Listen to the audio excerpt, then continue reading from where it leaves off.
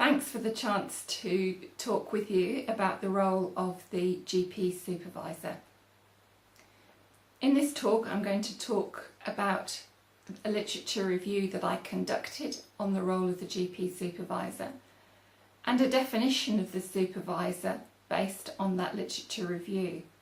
And the definition that I'd like to suggest is based on an educational alliance between the registrar and the supervisor.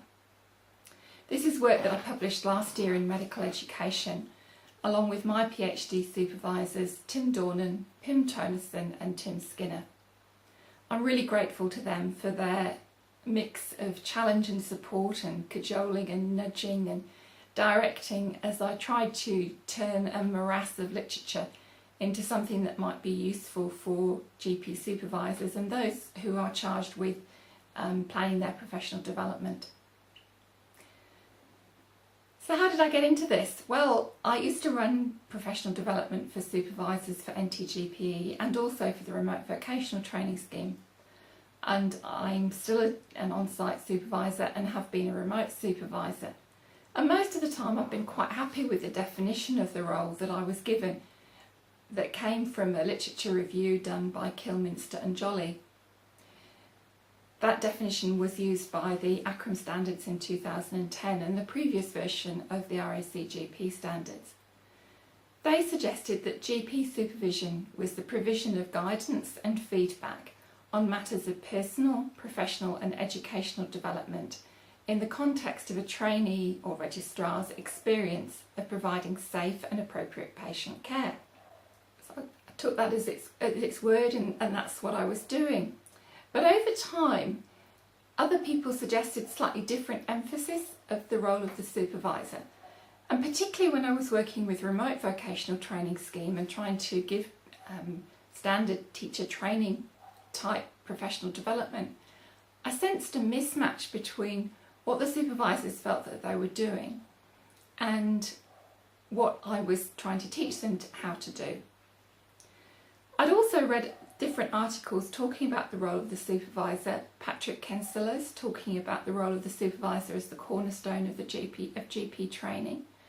Others, I think it was Simon Morgan, who said that the supervisor had multiple different roles and might even include a pastoral role. Other research I'd read suggested that the supervisor was a mentor, the person who sits down and listens to the registrar, sometimes perhaps actually also the sheriff, the person or the policeman, the person who says, no, don't go there. Or is the supervisor the coach, the person who shouts at the sidelines, trying to prevent the registrar from scoring their own goal?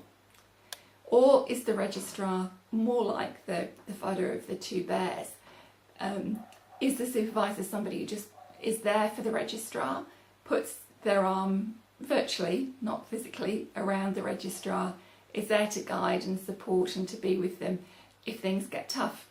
So whilst my PhD is actually about the role of the remote supervisor, my supervisor said that I needed to find out and be sure about the role of the on-site supervisor. So I set about reading the literature. I love Medline. 13,000 hits and titles that I read through to see whether they were of any relevance at all. I then added in those from my own database from over the years and also from articles that I was reading as I went along. From that large start, I ended up whittling it down to a much smaller and thankfully more manageable number of papers that I actually thought were relevant. Some were recommendations, sort of people sitting in a committee room saying, yes, this is what you should do. Quite a few were descriptions of supervisors or registrars saying, yep, that's what I do. And a very small proportion were actually direct observation of supervisors in practice. And I put those as the highest level of evidence because that was really what I wanted to know. What do supervisors do in practice? Not what do people think we should do, but what do we do? And from that I then built up what I've called a supervisor's web of educational activity. First of all, GP supervisors are clinicians. And we have to be good clinicians, because we're not only overseeing the safety of the patients in our room, but we also have a role overseeing the safety of patients in the registrar's room as well. But a close second to that expert clinician is the ability to form this educational alliance with registrars. And that, I think, is actually the foundation of learning. If you haven't got that alliance, that sense of you working together, you respect each other, you trust each other, you know each other's strengths and weaknesses, then anything else that the supervisor might do in terms of education is potentially going to misfire or not work out that well, because it's not actually able to be tailored to that particular registrar. Now, I'm not saying that the alliance is a sort of romantic thing. I think it's perhaps a bit more like an effective relationship that we might have with patients, where we know them enough to know what makes them tick and how we can best motivate and how we can best deliver and suggest and cajole and help them to, in patients' sake, improve their lives, and with our registrars, help them to learn best. So the other educational activities is assessing registrars' learning needs, facilitating learning, so not necessarily being the teacher but enabling them to learn, so it might be providing resources or promoting reflection. Yes, it might be giving feedback, but it's often also just modelling the GP role, that even when we're not actually in a formal teaching session, the registrar is taking lessons from us about how do we handle things when we're running late, when the receptionist says, can you just, or there's another request at the end of another busy day. It is the supervisor's role, I think, to monitor how the registrar is learning and monitor the learning process. So are they learning the most effective way? For instance, please don't come and learn from me how to do wound management, go and learn from the practice nurse. And I think it is also the supervisor's role to monitor the registrar's well-being. And again, it doesn't necessarily mean that we're the ones that fix it if there's a problem. In fact, it probably means we're not, but we might have a role in identifying it, suggesting that there's an issue, and guiding the registrar as to where they're going to go for help. And lastly, in this web, I've put summarising learning, just like patients need to be reminded as they're going out, oh, don't forget to book that follow-up appointment. It's good to summarise learning, but may not be the supervisor that does it. It could be the registrar who says, yeah, okay, out of today's session I've learnt this, this and this, and this is what I'm going to follow up to be sure of next time we meet up. So if I go back to my original pictures of, is it the coach, the policeman, sheriff, mentor, actually the bears win. So I reckon it's that person with the virtual arm around who's there alongside the registrar as they try to work out their path through learning how to be a GP. If we go on to the next slide, we can see that this English girl who's ended up living in the outback has actually put learning how registrars learn into the shape of an Aussie rules football. So very simply, that the level of support that a registrar needs is pretty much determined by the level of challenge that they're facing. And each registrar's probably got their own sort of sweet spot of development that we need to try and find, so that they're just challenged enough and they just feel supported enough to learn and stretch themselves and go the next phase of their development. If we give them too much support, make it too easy, they don't actually learn.